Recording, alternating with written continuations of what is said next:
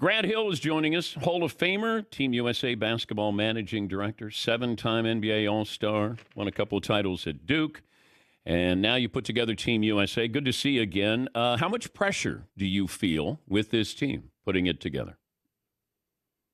You feel pressure. And I think in part, Dan, it's just really the incredible legacy of USA basketball over the last 50 years. With that, the success, there comes expectations. So there's pressure. This is not, I think I've said this before, this is not ceremonial in any way, shape, or form. The great thing is that our players, our coaches are accustomed to pressure. They've been in pressure moments. They understand the enormity of this Olympic event, and they welcome and embrace the pressure that exists with this team and the expectations. Well, what were you thinking when Team USA was down 16 to South Sudan, even though it was considered a friendly? I thought this was great for our team. I thought to be able to sort of feel the pressure, was important. We had some really good moments in our first 3 exhibition games. We didn't play that great in the last 2 one against South Sudan and against Germany. But I'm glad our guys got a chance to experience it.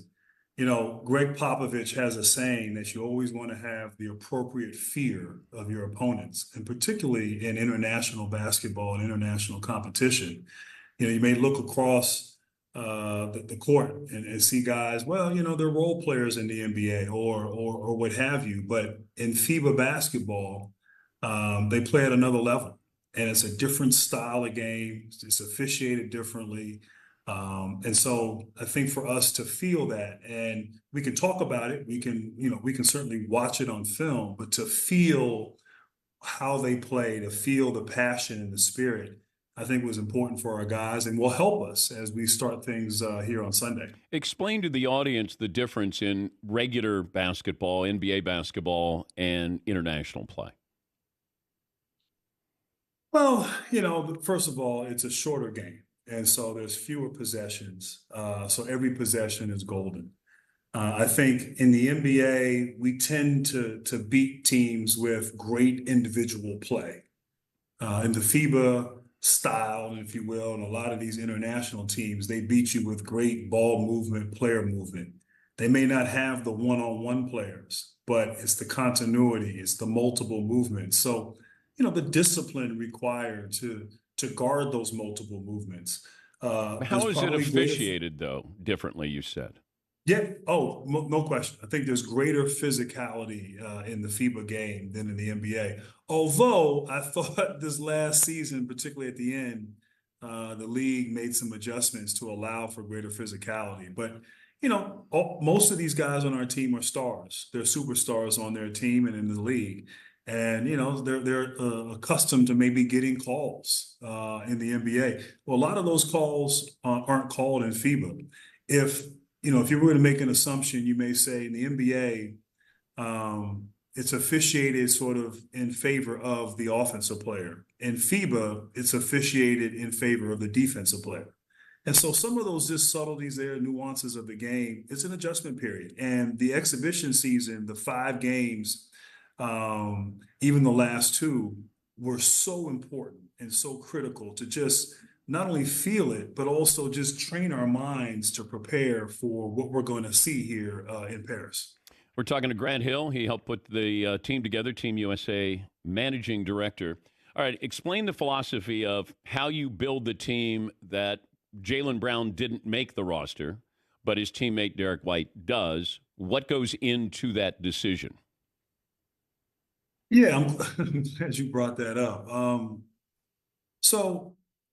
We went to training camp and we didn't have KD. KD was out, Kevin Durant, sort of coming back from a calf injury.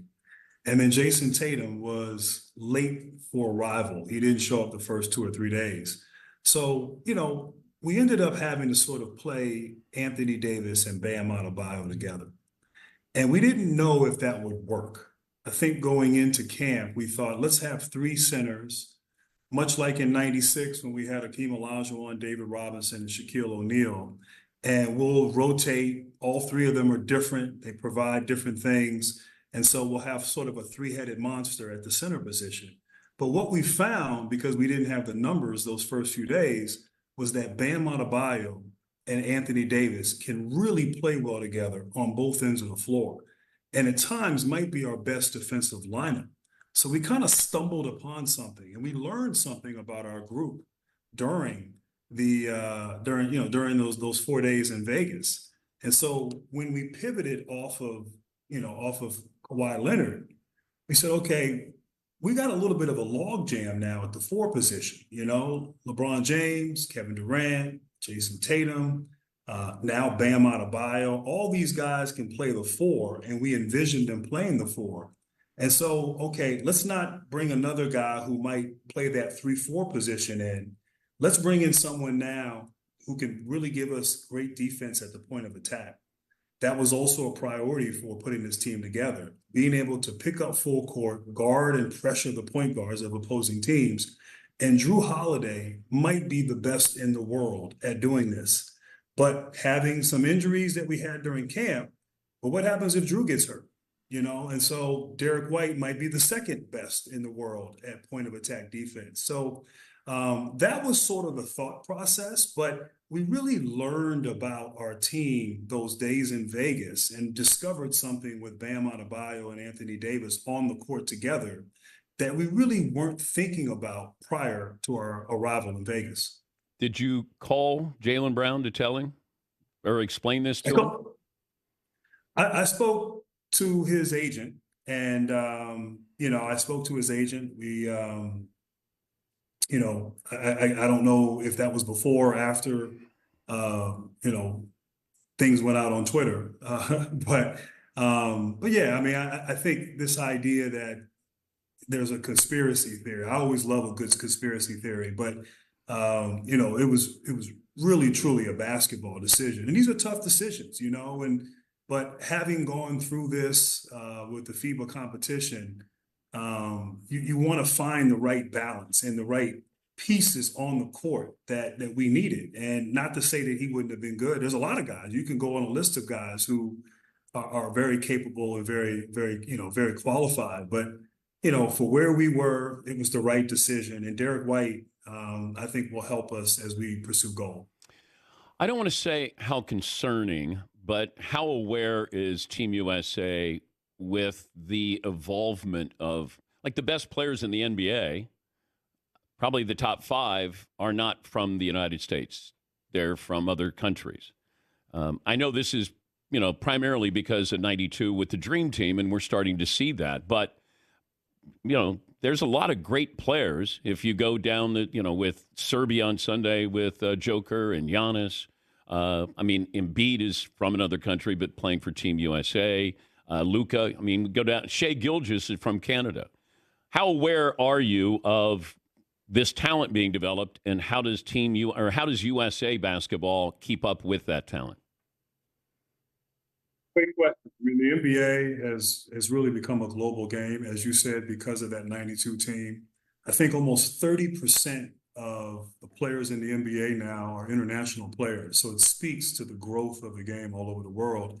You mentioned those guys. Thankfully, they're not all in the same country, But there's an appropriate fear of Serbia with Jokic, of Canada with Shai Gilgeous-Alexander, and I do feel like there's a feeling like there's something to prove. Like, we want to show that that we can still reign supreme. And the guys have talked about it. Now they got to go out. Why are they developing these players? Like, what are they doing differently in the development of players that we're not doing in the United States? I don't know if there's a concrete answer to that. I do think that, look, you're pulling now from just a larger pool of players. If you're going to open up the game and popularize the game, then you're going to expect to have players from all over the world. Now, I will say, in recent years, to your point, most of the NBA MVPs have been international. I think the last 3 or 4 of them have been. And so, we may have to take a look at our grassroots model and how we develop players, or it just could be, that was the trend, and the next 10 years we'll get back to sort of having the premier sort of young talented players, dominant players in the NBA. But yeah, Jokic, Giannis, Luka, Shai Gilgeous-Alexander. I mean, those guys for the last few years have been perennial first-team All-NBAs players, and they deserved it. They played at an elite level. So I don't know if I have the answer as to why that is, but it's certainly the case, and certainly that we're all very much aware of.